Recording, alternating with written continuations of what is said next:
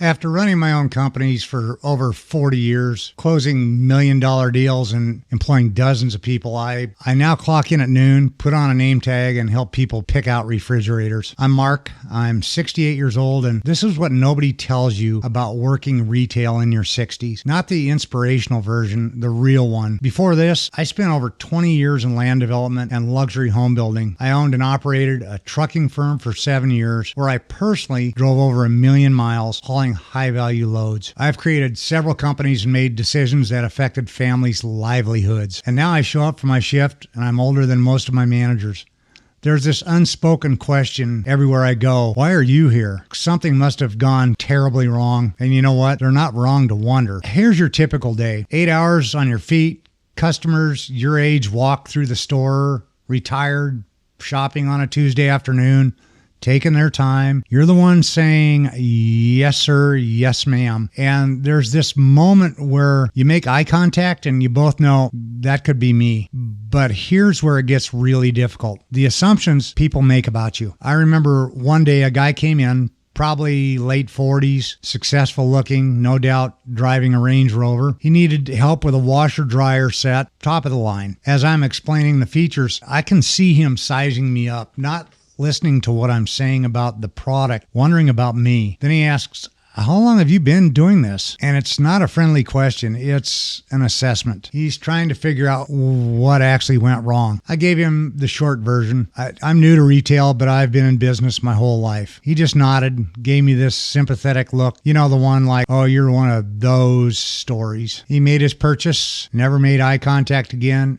and then left. And I stood there thinking, I used to close deals probably 4 or 5 times his annual salary, but none of that matters when you're wearing a name tag. Here's where the story changes. And this is the part that nobody talks about. 3 months into the job, something shifted in the most unexpected way. I was helping this older woman, probably mid to late 70s.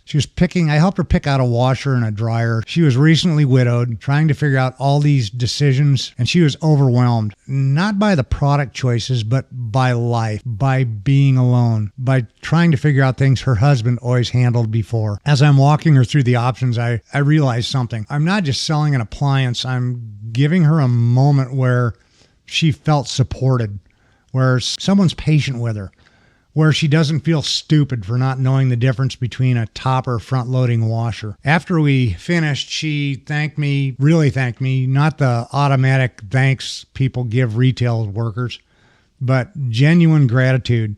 She said, you made this so much easier. You didn't make me feel foolish. I'll never forget that. And something clicked. This matters. Maybe not in the way running a company mattered. Maybe not in the way closing a multi-million-dollar deal mattered, but it mattered. I started paying attention to these moments when they'd come up. The young couple buying their first home just happened a week ago.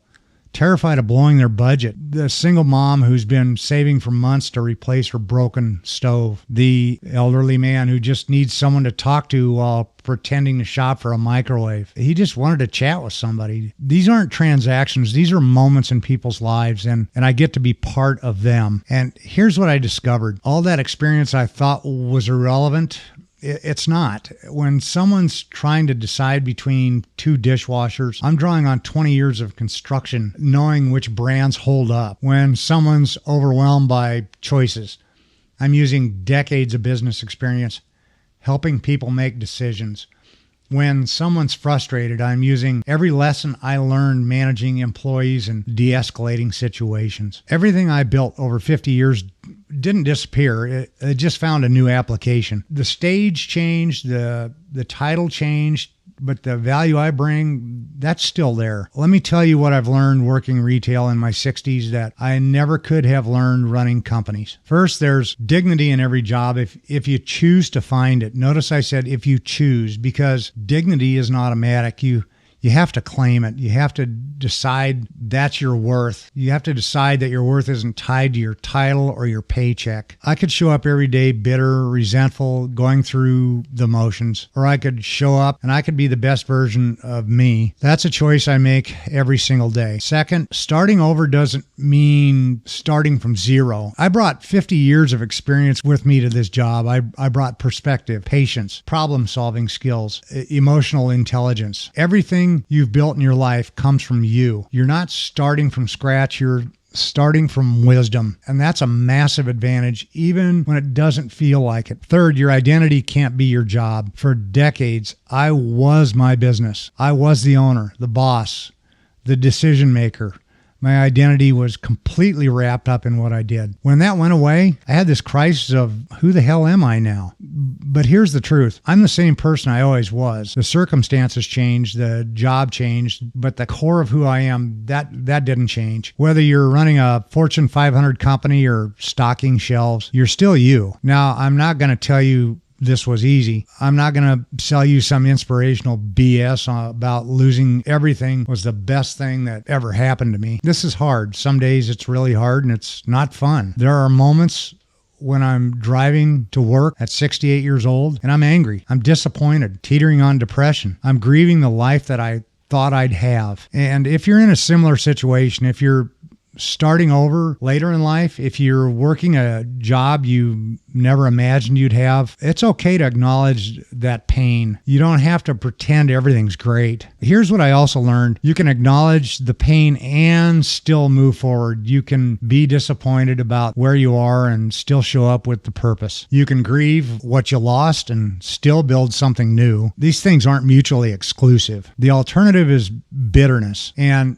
bitterness doesn't change your circumstances. It just makes them unbearable. So where do I go from here? I'm building something new. This retail job, it's not my destination. It's a chapter. It's paying bills while I rebuild, while I create content, while I figure out what's next. Hey, I'm 68 years old and I'm relaunching my YouTube channel. Not because I have it all figured out, but because I have something to say. And because I refuse to believe that 60 or 70 is too old to build something meaningful. I'm documenting this journey, the real unfiltered version, because I know I'm not alone. There are thousands of people over 50 who are starting over, who are working jobs they never expected to work, who are trying to figure out what's next. Nobody's talking about the messy middle. Nobody's talking about what it's like to rebuild when you're supposed to be winding down. So that's what I'm doing. The reason I'm standing behind the register, that's a story about a nonprofit, 2 years of my life and the kind of failure that changes everything. But here's what I believe. Starting over in your 60s is hard, but it's not the end of your story. It's a new chapter. You've got decades of experience, lessons learned, wisdom accumulated. That doesn't just disappear because your circumstances changed. So if you're going through something similar, if you're starting over later in life, if you're working a job that feels beneath you, if you're wondering if it's too late to build something new, I want you to hear this. It's not too late. You're not done.